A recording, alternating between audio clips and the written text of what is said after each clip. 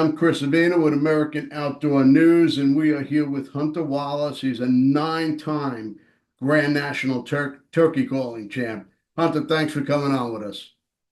Man, I appreciate you having me on. I'm looking forward to it. Now, you started at a pretty young age. Yeah, yeah. I started, man, I've been turkey hunting anyway for as long as I can remember. At a young age, I guess I just kind of took an interest to the calling side of the whole thing and got in a couple contests. And I think the first one I called when I was 5 or 6 years old. It was just a little fair contest. I called on a box call, and I didn't do any good. Kind of hung it up for a couple of years. Obviously, I still turkey hunted with my dad, and called a lot, and really was obsessed with it. So I got back into. I kind of picked up mouth calling. I think by the time I was 9, I want to say, and I entered into another fair contest and won that one. And from there, man, I just kind of started calling in a bunch of different contests, sanctioned contests, won some state titles and stuff, and then went on to the Grand Nationals, and it's kind of just a snowball effect ever since. So you won some state titles, Yeah, 10 of I've them. won. You won I've won. 10 state titles. Yeah, quite a few state titles. Yeah, it's I've been really lucky and blessed to be competitive at it. Now, is there a difference between calling on stage in front of a crowd and calling in the woods for a turkey, Um, trying to pull in a turkey? yeah. There's definitely a difference. I think calling on stage, you're picked to do set calls that are just kind of certain scenarios. There be landing up or fly cackle, fucking purr. You just kind of do that set call. Obviously, if you're in the woods, you can throw the gauntlet at them. So, calling to a turkey and calling to a judge are two totally different things. Turkey sometimes not as picky as a human's ears, but yeah, there's definitely a difference. I think you know calling to a turkey is a little bit more fun, obviously, because you get the reaction out of them, and obviously you're hunting them, so it's just a lot more fun. But calling a contest is a lot of fun too, and they're both exciting. It's the cool thing about it. Being up on the stage and calling in front of an audience definitely has its adrenaline rush, and calling to a turkey has a big adrenaline rush too, obviously. Now, do you adjust the type of call or the style you call throughout the course of the season? Do you use a different call in the early season as you do in the late season? For myself, not really. Sometimes just scenario throughout the day. Maybe I'll switch to like a two read call for just a little bit quieter of a sound. Say I'm working a turkey and I've got him to break 100 yards or so, and then he kind of hangs up. I'll just maybe switch to something that's a little bit easier to make some super super soft calls on. But for the most part, throughout the season, I'm blowing the same calls day in and day out. The only time I'll switch to a new one is if I've worn one out. But for me, pretty much, I switch back and forth between. I'll use a glass call for kind of running and gunning and trying to strike one up. And then once I've got one struck up, I pretty much just stick with the mouth call, and I run a pretty much. I'm straightforward, man. I just run a 3 read bat wing 90% of the time. Sometimes a 2 read bat wing, but a bat wing cut is kind of where I've settled in, and it just works for me. That seems to be your favorite. That's always been. It always has been, man. Well, when I first started, I think what I first learned on was just a standard kind of split V cut, and I always liked that for a while. And then I don't know how I got into the batwing thing, but once I started blowing the batwing, that's kind of what I've settled in on. And a lot of people don't realize it takes the right cut just to produce for you to produce the best sounds possible. The right cut is kind of different for everybody. You go on the Grand National stage, and just about everybody up there's got some little difference in their call. So for me, a 3 read batwing's awesome. Other guys can run a ghost cut phenomenally, and I can't even make a sound on a ghost cut. So I think something that a lot of people look past is kind of finding the right cut for them. And for me, it just happens to be a batwing. Now, there's so many calls out there. There's the box calls, the glass calls, the mouth calls. How do you decide what's going to pull in the turkey? I think like I said before, a lot of it's situational, and it also kind of comes down to what you can run the best. I mean, not everybody can run about a mouth call.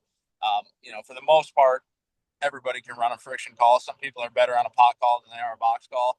I think on windy days, the friction calls are going to be a little bit better cutting through the wind and stuff. Um, for me, I think whatever you can sound the most realistic and most natural on is kind of where you want to settle in. Um, Now, and you don't have to be the greatest caller in the world to kill turkeys, no doubt. But I think you'll see when you can recreate the most natural sounds possible, you're gonna notice a difference in your hunting, and you're definitely gonna pull in a few more turkeys. So it's hard to choose, and that's why they make vests with a lot of pockets, so you could have every one of them in there. Some days I've seen turkeys that won't gobble to the mouth call as good as they'll gobble to a pot call, and they'll come to the pot call the whole way, just gobbling their butts off of that. So it's super situational and kind of weather dependent. And I think, in my opinion, whatever you found the most natural is kind of where you want to settle in. So when you're out there and you're calling and you have that one Tom that's gobbling back, but he's skeptical and he just won't come into range, it comes down to preference of call. I mean, how do you entice him? You get a gun Man, with a longer sometimes you range. don't entice them. I think we've all been in that situation. Yeah, exactly. Yeah, grab a rifle. But no, I think something that for me has worked really well is just toning down your calling a lot. I mean, something that people don't realize is turkeys when they're out there just doing throughout their daily business, feeding around and stuff, they're always making little subtle noises, just these little tiny clucks, little purrs and soft yelps. They're always making noises that we can't hear all the time, and turkeys can hear that. So, when I've got one that's kind of hung up at 80, 90 yards, even 100 yards, whatever it is, I always tone my calling way down. And now I don't, in some situations I'll totally stop calling to try to break them. But when they're hung up right there, gobbling and just kind of looking, I think something that's worked for me in the past is just kind of really making it like I'm a hen, not paying attention to them, and I'm just feeding around just as quiet as I possibly can and as natural as I possibly can. Because when a hen's, and I think a hen, if you're trying to sound like a hen feeding, in his mind, sometimes he's thinking, well, she's not that interested in me. She's just kind of feeding around over there. So I'm going to have to walk another 30 yards and get closer to her, so she sees me. So I've had that work for me a lot. And sometimes I'll throw in some Jake yelps and stuff to make it sound like there's a Jake there, another gobbler. But a lot of times it's hard to break them out of that. But toning down your calling and maybe throwing in some gobbler yelps or anything like that will So you possibly help the situation. so you play hard to get. Yeah, pretty much. Pretty much. That's the best. That's the best way to do it. Now, what's some of the most common mistakes that people make when they're turkey hunting?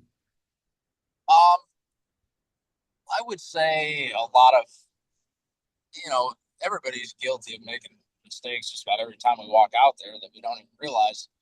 But I think setups are looked past. Honestly, even just in the last couple of years, for me personally, I've tried to. We hear turkey gobbling. The first thing we think is we got to rush to get set up, and sometimes we do when they're close. You might obviously bump them if they're that close.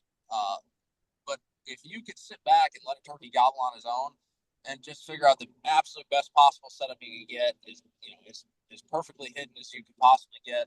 So when the time comes that he does show up, there's no way that he can see it, and there's nothing in between you and him that's gonna whether it be a blowdown, the bench that you didn't know was there. Just getting the best possible setup and making sure you got the right terrain on them, I think is key. And like I said, sometimes we get tunnel vision. We hear turkey gowl. We got to sit down and start calling to him.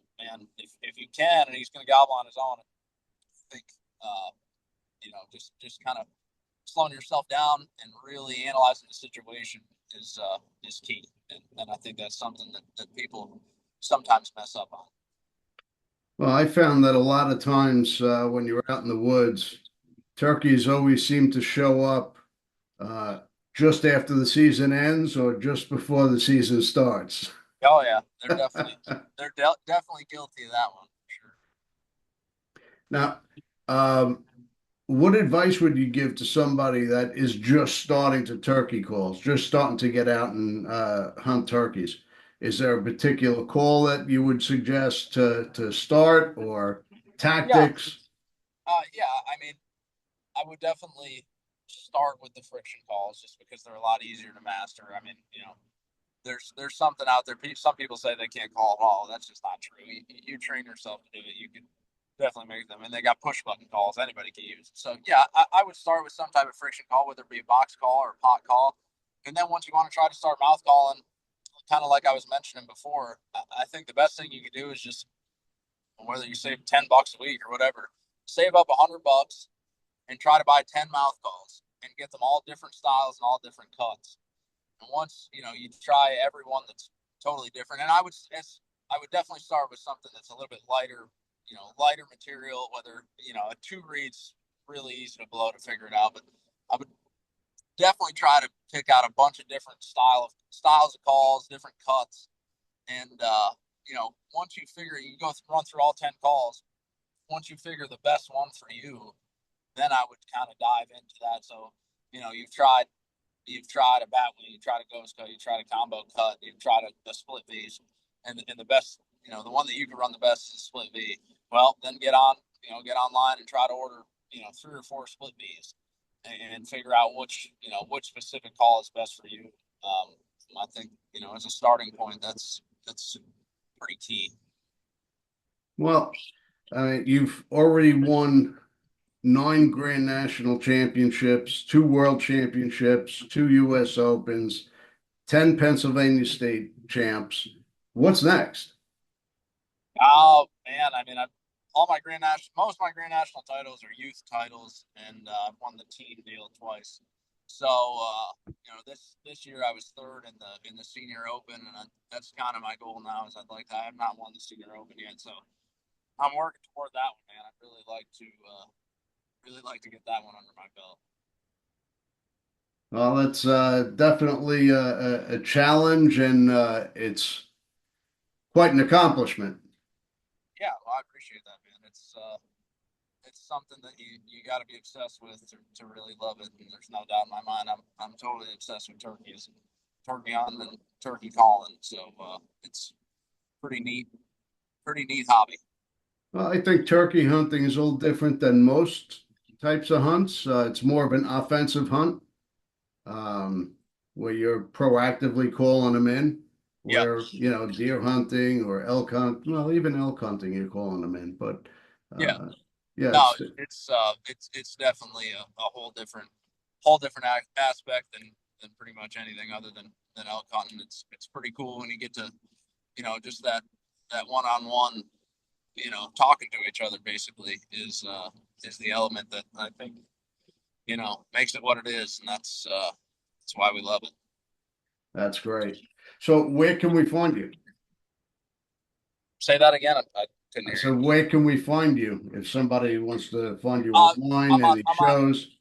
yeah, I'm on Facebook and Instagram. You can follow me. My handle is just Hunter Wallis, and then uh, the last couple of years here, I started my own YouTube show. It's all turkey right now, but I'd like to get into big game and waterfowl and the whole nine. But that's called Rogue Hunts.